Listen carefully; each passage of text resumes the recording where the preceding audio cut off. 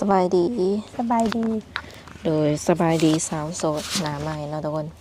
มื้อนี้ก็ถือว่ามีโอกาสเข้ามาหาน้องเพิ่นเนาะเป็นครั้งแรก ขออนุญาตถามน้องหลาซื้อนั่นเลยสื่อลิลลี่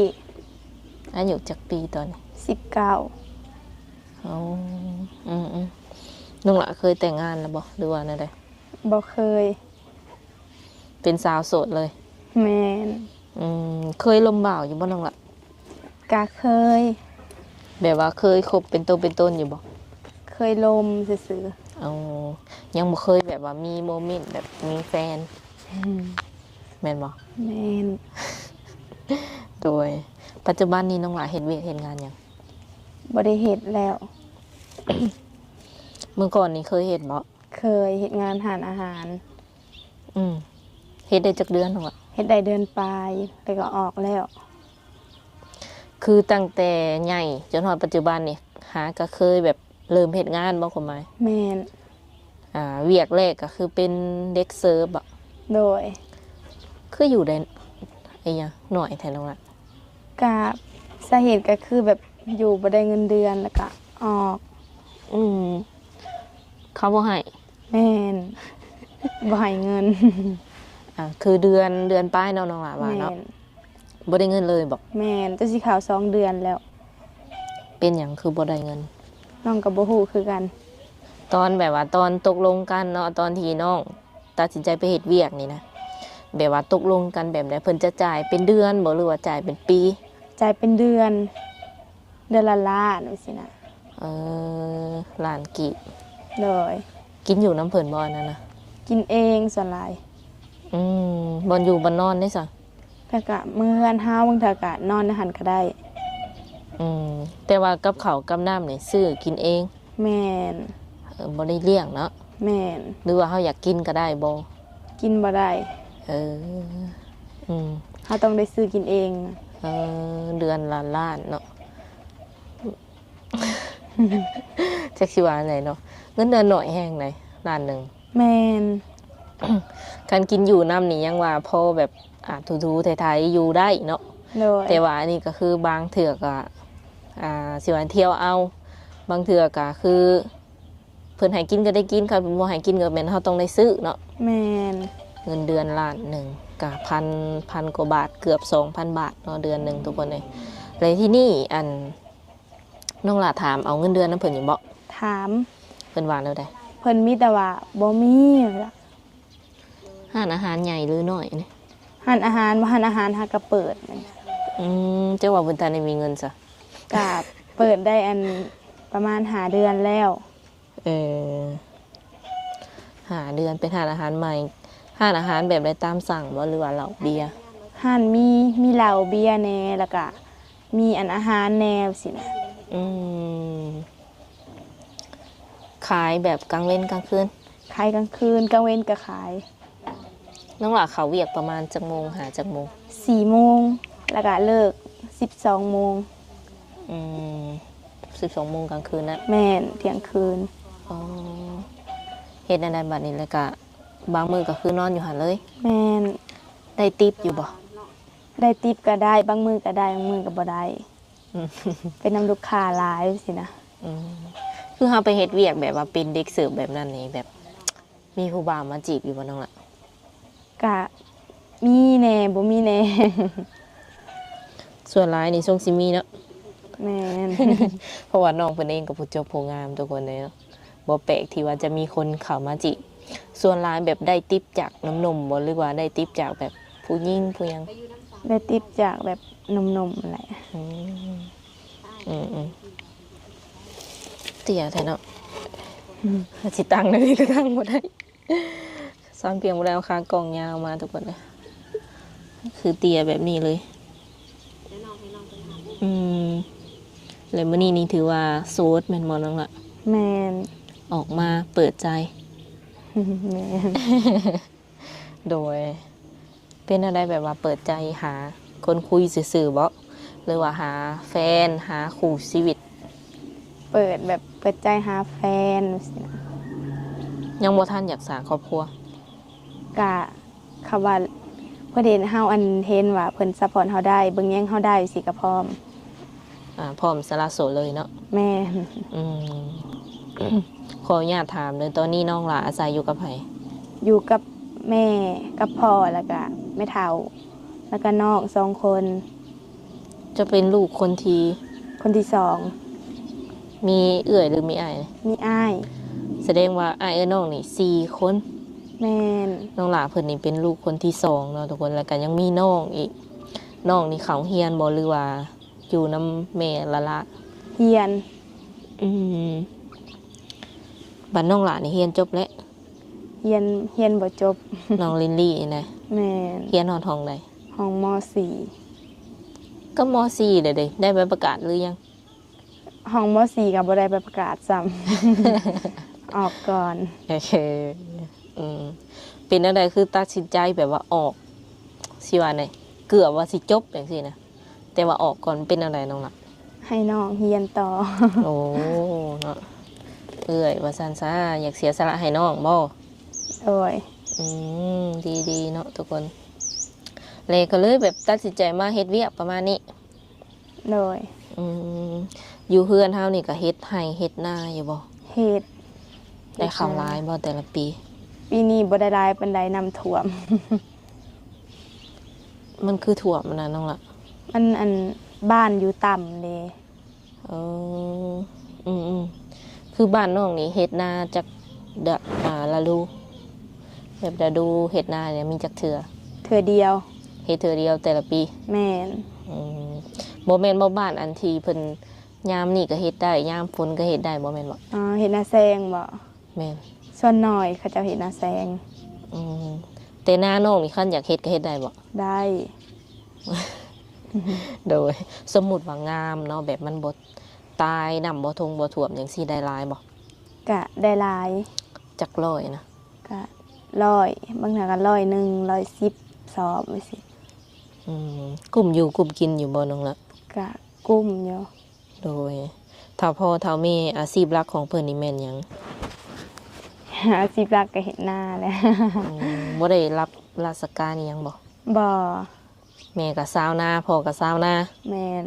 อืมน้องหลาเคยไปฝั่งไทยอยู่บ่ บ่เคย ไปหลินก็บ่เคย บ่เคย เออก็เคยออกไปหลินข้างนอกบ้านอยู่บ่ซะ ไปลินอ่ะไปลินบางเทื่อก็ไปหาไปลินกับส่วนหลายก็ไปแคมป์คลอง สวรรค์นั่น แม่น โดยอยากไปอยู่บ่ฝั่งไทยก็ ก็อยากไปถ้ามีโอกาสก็อยากไป ในใจนี่อยากไปเฮ็ดงานบ่หรือว่าอยากไปเที่ยวซื่อ ไปเฮ็ดงานก็ได้ไปเที่ยวก็ได้ ๆคือน้องเองก็หาก็ออกจากอันบ่อนเฮ็ดเวียกเนาะ แม่น เลยแบบมีแนวความคิดหรือว่าวางแผนไว้แล้วบอกว่าเฮา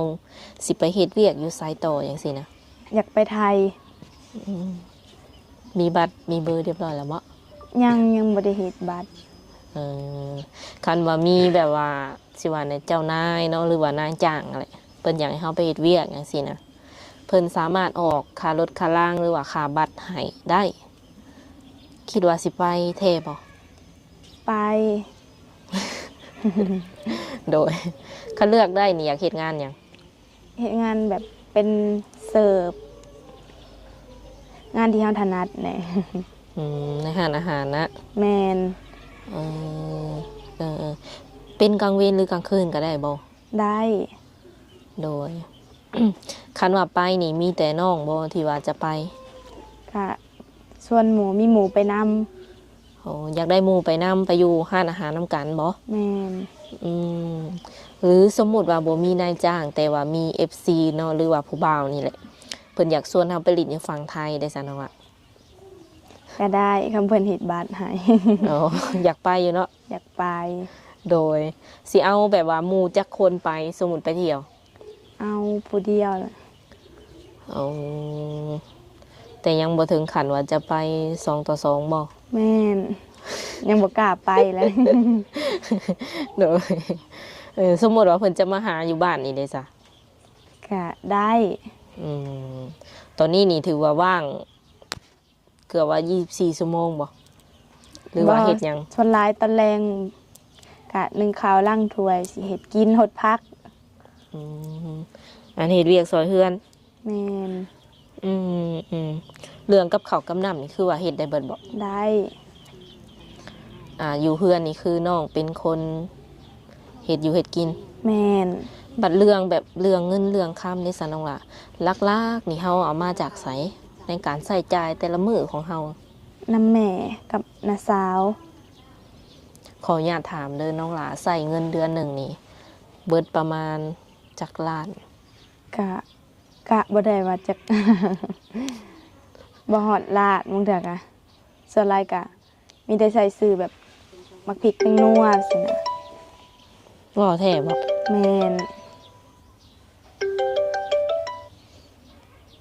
อืมบ่ฮอดล้านว่าซั่นเนาะทุกคนก็ยังมีอยู่เนาะเดี๋ยวนี้ก็ มื้อหนึงนี่ได้มื้อหนึงนี่คือบ่ได้ซื้อหยัง กะมึงเถอะกะคำว่ามีแนวอยากกลับไปซื้อสินะ อืม ซื้อตำบ่น้ำปั่นบ่สินะ แต่ก็บ่ได้ทุกมื้อบ่ แม่นกินเป็นบางมื้อ อืมคันมีคนที่ว่าเพิ่นพร้อมดูแลหรือว่าซัพพอร์ตน้องเนาะหมายถึงว่าอยากคบหาดูใจนี่แหละถามว่าเพิ่นดูแลน้องได้เนาะภายในแบบการอยู่การกินของน้องอย่างสินะอะไรเพิ่นอยากให้ปิดใจคุยกับเพิ่นผู้เดียว คิดว่าสิปิดบ่หรือว่าสิเปิดต่อก ะปิดแหละ ถ้าเพิ่นดูแลเฮาได้ ขออนุญาตถามเด้อน้องหลามักผู้ชายแบบใด มักผู้ชายแบบบ่ใจฮ้อนผู้ชายแบบบ่กินเหล้ากินเบียร์สินะนิสัยดี อืมแบบว่าเรื่องรูปร่างหน้าตานี่ได้จ้ะ ได้เบิด อ้าวอีหลี อาลี อายุได้จ้ะน้องล่ะ หนูก็ได้ ได้นี่หมายถึงได้ฮอดใส่ ซ้ำได้ก็ได้ อีหลี โดย 50 60 70จังซี่ได้ ได้ เจ้าเคยเห็นแบบผู้บ่าวรุ่นนี้แล้วบ่ กะเคยเห็นอยู่ แบบเขาเจ้ามาแล้วมาเขาเจ้ามากินอาหารด้วยสินะ อืมน้องหลาเพิ่นเคยเห็นแล้วเนาะหนุ่มรุ่นใหญ่เป็นประมาณใด เพราะว่าสิว่าไดหนุ่มรุ่นใหญ่ก็คือว่าแล้วเนาะเพิ่นก็ไปตามอายุแต่ว่าบางคนก็คืออายุหลายแต่ก็ยังหนุ่มก็มี แม่เห็น อยากคุยกับผู้บ่าวทางใดเป็นพิเศษบ่ ทางใดก็ได้เขาแบบทางไทยก็ได้ว่าสิเมืองนอกก็ได้ อยู่ลาวเด้อจ้ะบ้านไกลเฮือนเคียงเฮา ได้ เอาการสื่อสารนี่พิมพ์ก็ได้บ่หรือว่าโทรก็ได้บ่ โทรก็ได้พิมพ์ก็ได้ สะดวกบ่ แม่น โดยคันว่าเพิ่นอยากทักมาหลินน้ำนองจังซี่นะเพิ่นสามารถทักแบบได้ช่วงใด ก็ช่วงอันเช้าแล้วก็เที่ยงสินะ กลางคืนนี่เด้ กลางคืนก็ได้ ค่อนข้างว่าสะดวกอยู่เนาะ โดย อืมและคนที่สิเข้ามานี่เป็นแบบว่าพอห้างพอหมายบางคนมีลูกติดพร้อมได้น้องละ ได้ เออแบบว่าเฮาออกมาเปิดใจนี่พ่อแม่บ่ได้ว่าแนวใดบ่ บ่ อืมเพิ่นอนุญาตเรียบร้อย แม่เห็น ในการเลือกครูของน้องนี่คือแบบว่าน้องเลือกเองบ่หรือว่าต้องผ่านถาวพ่อกับถาวแม่เพิ่นก่อน น้องเลือกเองเลย อืม คือเจ้ามักแล้วก็ถือว่าโอเคผ่านแล้ว โดย อืมเอาตรงๆเลยจะบ่อายคนบ่น้องล่ะสมมุติว่ามีผู้บ่าวอายุลื่นกันหลาย บ่อาย ทำเพิ่นเบิ่งแย่งเฮาได้สินะ เออเรื่องอื่นก็คือบ่ได้ติบ่ได้โฟกัส โดย อืม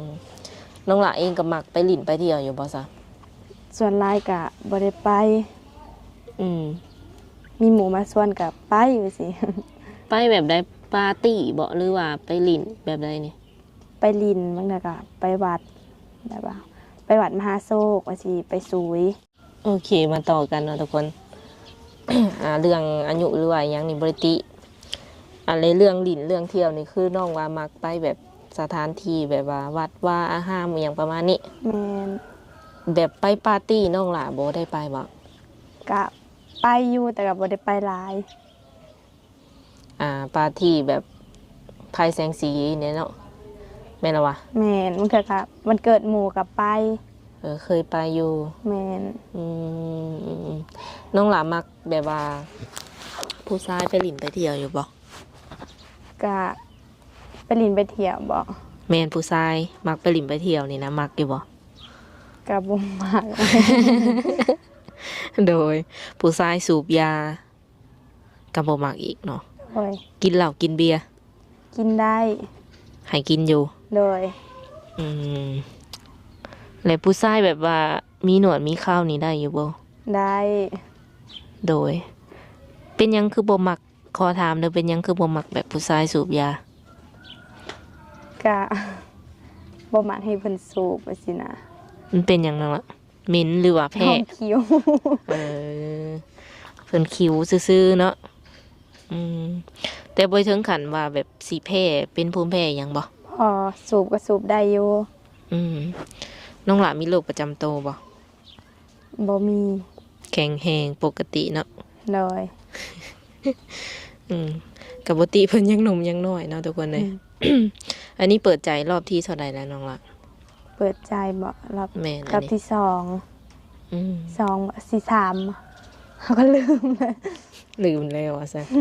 โดยเป็นเท่าใดสัจจังตัดสินใจแบบว่าออกมาเปิดใจสู่โลกกว้างแบบนี้นะ ก็เห็นหมู่สวนมาแล้วก็ลองเบิ่ง อืม เป็นอะไรหลังจากที่ว่าลอง มีคนถักหาอยู่สินะ ความรู้สึกได้สะตอนนี้เป็นอะไร ก็ดี โบได้แบบตื่นเต้นบ่ ตื่นเต้นนะ โดย ก็ถือว่าเริ่มแบบชินแล้วบ่ โดย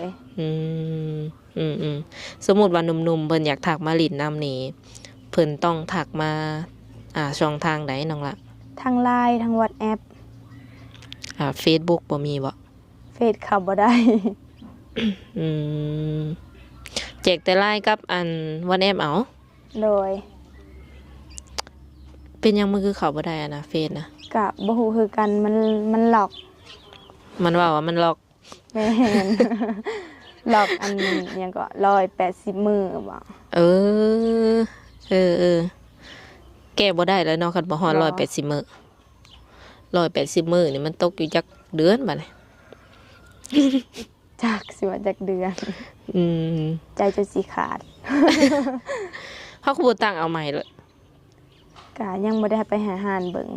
ว่ามันสิได้บ่ แม่น อืม ที่แบบว่าสิว่าไงคือเฮาอยู่แบบว่าแต่ละมื้อแต่ละวันนี่บ่ได้ไปทางไหน แม่น สมมุติตื่นเช้ามานี่เฮ็ดหยังน้องล่ะ นึ่งข้าวเฮ็ดกิน เออคำมากอะ คือเฮ็ดคือเก่า อันเก่าอีกแล้ว โดย บ่เบื่อบ่แบบ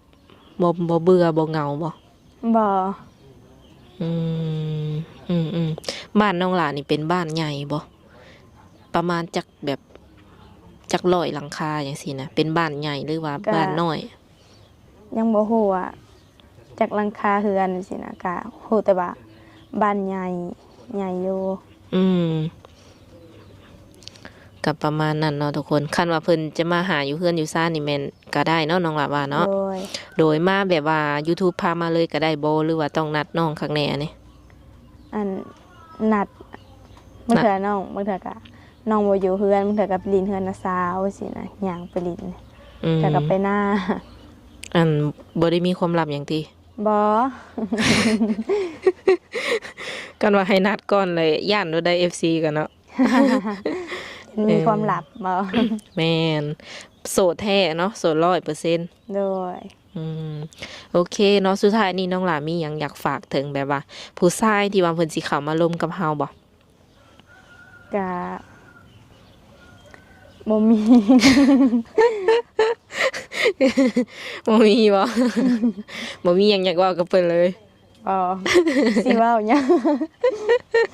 โดยคันคนที่ว่าเพิ่นโทรมาดุนี่ก็ได้ติ ได้ เคยพอแล้วบอกผู้ชายแบบโทรมาดุแบบว่าอยากเว้านำเฮาตลอดประมาณนี้นะ บ่เคย คันว่า มีแต่ส่วนหลายก็แชท เขาจะเห็นเขาเจ้าแซดมาสิ คันว่าเจอผู้ชายที่แบบว่าเพิ่นอยากคุยนํตลอดเด้ซะ ก็ได้อยู่แต่แบบเวลาน้องเห็นเวียกก็เข้าใจน้อง ไม่ใช่หรอบางคนก็โทรมาแบบว่าน้องเห็นเวียกอยู่ก็ให้ฮับไปสินะ ก็บ่ได้เนาะ แม่น เพิ่นสิว่างเป็นมาประมาณช่วงเช้าช่วงเที่ยงเนาะแล้วก็แรงๆเพิ่นแหละเนาะ โดย แม่นบ่อันน้องลาเว้าค่ะ โดย ก็คือสามารถวิดีโอคอลได้บ่นี่ ได้ เห็นหน้าเห็นตาได้ติ โดยได้ โดยแนวใดก็ฝาก FC เอ้ยนำเด้อเนาะคันว่าเพิ่นทักมาก็ตอบเพิ่นแน่เนาะคันว่าบ่มักหรือว่าบ่ตรงสเปคก็บอกเพิ่นไปตรงๆได้เพิ่นบ่ให้ โดย โอเค สุดท้ายนี้ทางสาวบุญเพียงเองก็มีน้ำจิตน้ำใจเนาะมอบเงินให้เพิ่นไว้เติมบัตรเติมเบอร์หรือว่ากินข้าวเปียกกินน้ำหยังแล้วแต่เนาะ100,000 กีบเนาะทุกคน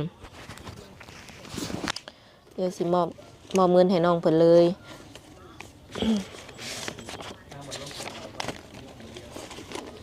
อันนี้ก็เป็นทางเงินผู้ใหญ่เนาะใจดีที่ว่าเพิ่นซัพพอร์ต YouTube เอื้ออยู่ตอนนี้เนาะ โดย โอเคเพิ่นก็ฝากมาให้สาวๆแต่ละคนไว้เติมบัตรโดยโอ้ยโอเคเนาะ ใจ เห็นอยู่ว่ากองข่อย เห็น กองข่อยสิเห็นอยู่ว่าโอเค สุดท้ายนี้ทางสาวบุญเพียงกับน้องลิลลี่ก็สิได้ขอตัวจบไว้ก่อนเนาะมื้อหน้ามื้อในเฮาก็มาร่วมกันใหม่ โดย สบายดี ไปดี